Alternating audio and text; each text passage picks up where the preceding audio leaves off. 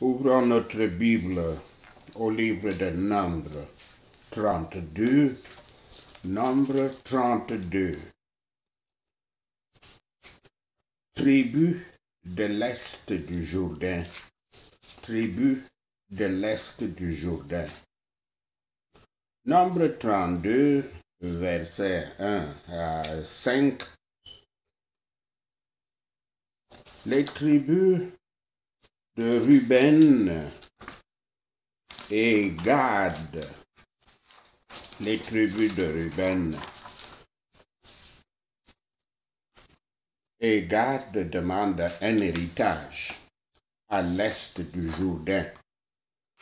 Comme l'ensemble de la nation regarde à travers la rivière vers la terre promise, il y a deux tribus, Ruben et Gad, qui voient que le pays de Galaad sera adapté pour leur nombreux bétail. Ils demandent qu'ils soient autorisés à s'installer dans cette région plutôt que d'aller au-delà du Jourdain à l'ouest. Voici une proposition faite par les fils de Gad, de Ruben et de Gad, que la terre récemment conquise leur soit attribuée. Deux choses mondaines courantes pouvaient conduire ces tribus à faire ce choix. La convoitise des dieux, la convoitise des yeux courante, la convoitise des yeux et l'orgueil de la vie. Il y avait beaucoup de mal dans le principe qu'ils adoptèrent. Ils avaient plus opté pour leur propre convenance privée que pour le bien public.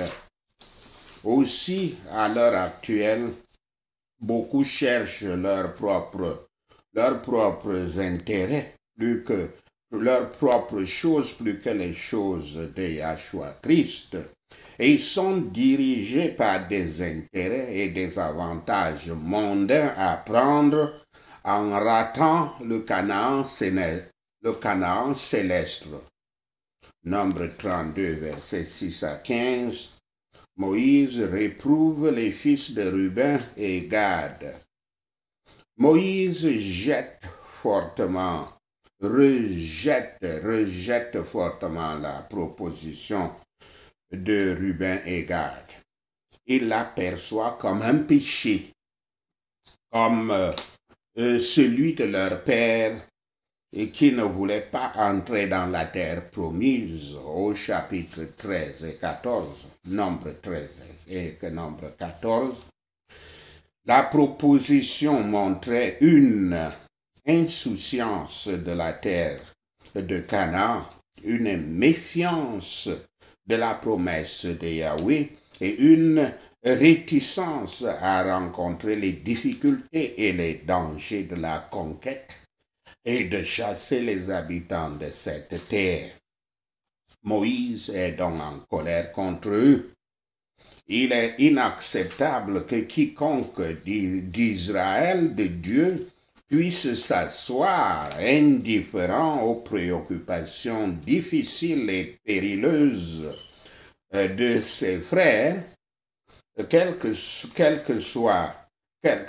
soient publiques ou privées, cette préoccupation.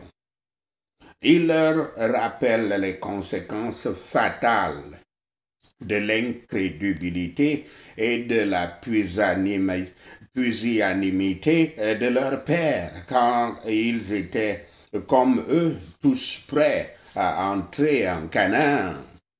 Si les hommes considéraient comme ils le devraient, ce serait la fin du péché. Ils auraient peur du début de celui-ci. Nombre 32, versets 16 à 27. Ils se corrigent et expliquent leur point de vue Moïse consent. Versets 16 à 19. Les dirigeants de Gad et de Ruben modifient leur demande. Même s'ils aimeraient que leur héritage soit dans le pays de Galade, ils vont aller se battre avec le reste des Israélites pour les aider à acquérir leur héritage. Tout ce qu'ils veulent, c'est d'être capables de vivre dans cet endroit après que la terre aura été prise de l'autre côté. Voici le bon effet des négociations sincères. Moïse, en montrant leur péché et son danger, les a ramenés à leur devoir, sans grogner ou contester. Tous les hommes doivent prendre en compte les intérêts des autres ainsi que les leurs propres. La loi de l'amour exige que nous travaillions, entreprenions et souffrions pour le prochain quand l'occasion se présente.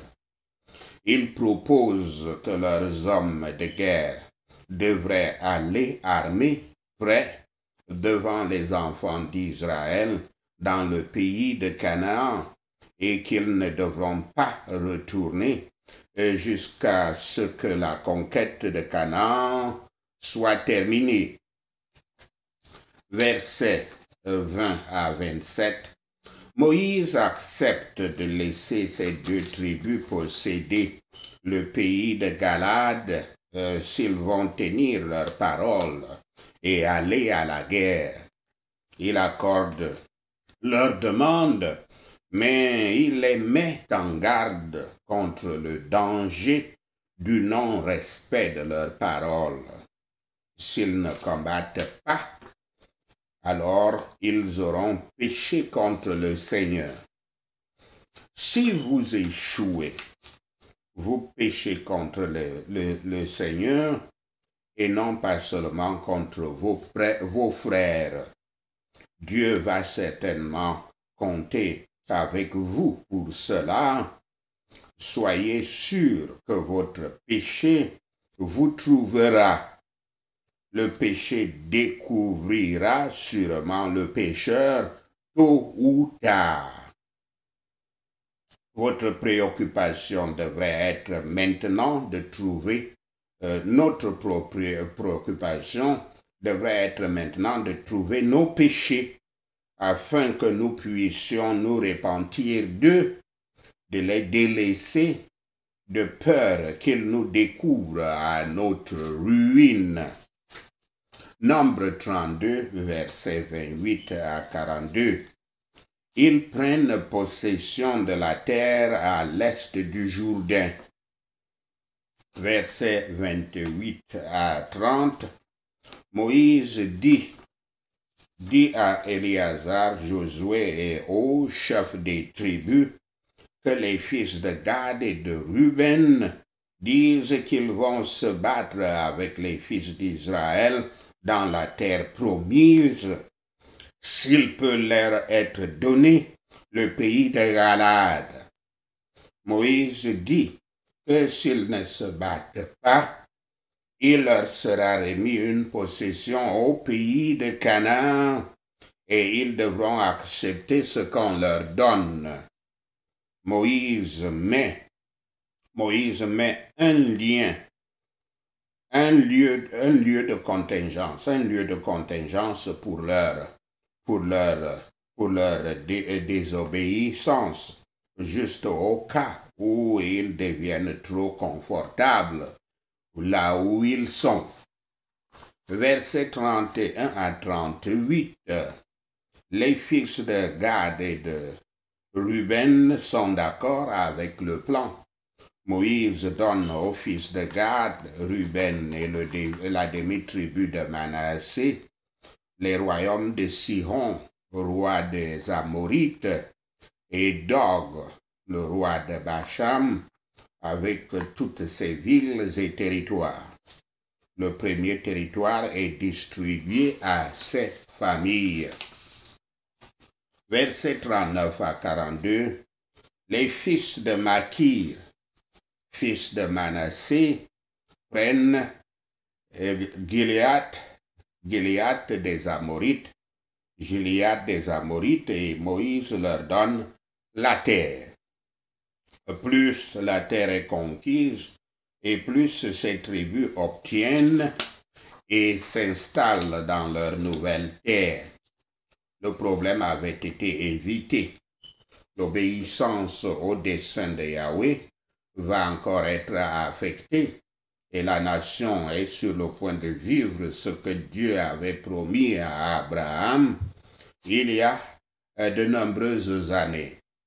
En ce qui concerne le règlement de ces tribus, observez qu'ils avaient construit des villes, c'est-à-dire ils les avaient fait réparer.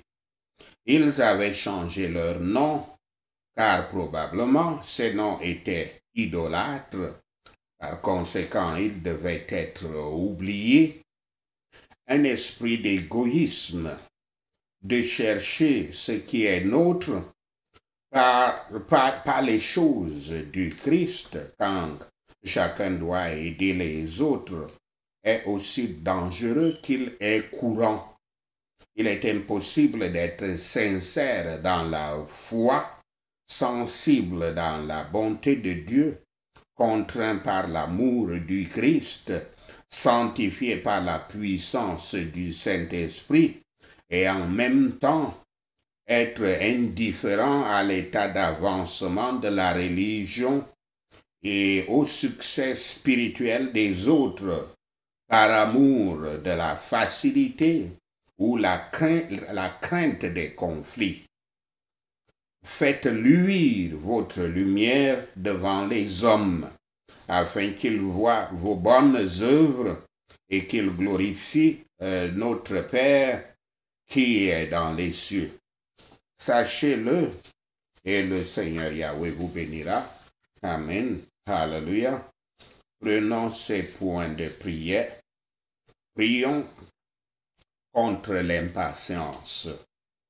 Comme personne choisie de Yahweh, sainte et bien-aimée, je me revêt de la compassion, de la bonté, de l'humilité, de la douceur et de la patience. Merci Seigneur, au nom de Yahshua le Messie, nous prions. Je ferai en sorte que je ne manque pas d'obtenir la grâce de Dieu. Merci Seigneur, au nom de Yahshua le Messie, nous prions. Et je ferai en sorte qu'aucune racine d'amertume ne surgisse et provoque des problèmes pour que beaucoup ne soient infectés. Merci Seigneur, au nom de Yahshua le Messie, nous prions. Yahweh m'a dit, ma grâce te suffit, car ma puissance se déploie dans la faiblesse. Merci Seigneur, au nom de Yahshua le Messie, nous prions. Je me glorifierai dans bien plus volontiers de mes faiblesses. Je me glorifierai donc plus volontiers de mes faiblesses, afin que la puissance du Christ repose sur moi. Merci Seigneur, au nom de Yahshua le Messie, nous prions. Mon âme attend en silence rien que Yahweh, car mon attente est de lui. Merci Seigneur, au nom de Yahshua le Messie, nous prions. Je me repose dans le Seigneur et attends patiemment en lui. Merci Seigneur, au nom de Yahshua le Messie, nous prions. Je ne serai pas inquiet à cause de celui qui réussit à sa manière, à cause de l'homme qui apporte de mauvais desseins. Merci Seigneur, au nom de Yahshua le Messie, nous prions. Car la fin d'une chose vaut mieux que son commencement. Merci Seigneur, au nom de Yahshua le Messie, nous prions. L'esprit patient est mieux que l'esprit hautain. Merci Seigneur, au nom de Yahshua le Messie, nous prions. Je crois que après avoir patiemment enduré, je vais obtenir la promesse. Merci Seigneur, au nom de Yahshua le Messie, nous prions. Je vais être patient et persévérant jusqu'à la venue du Seigneur. Merci Seigneur. Au nom de Yahshua le Messie, nous prions. Je vois comment le laboureur attend le premier fruit de la terre patiemment jusqu'à ce qu'il ait reçu les pluies précoces et tardives. Merci Seigneur.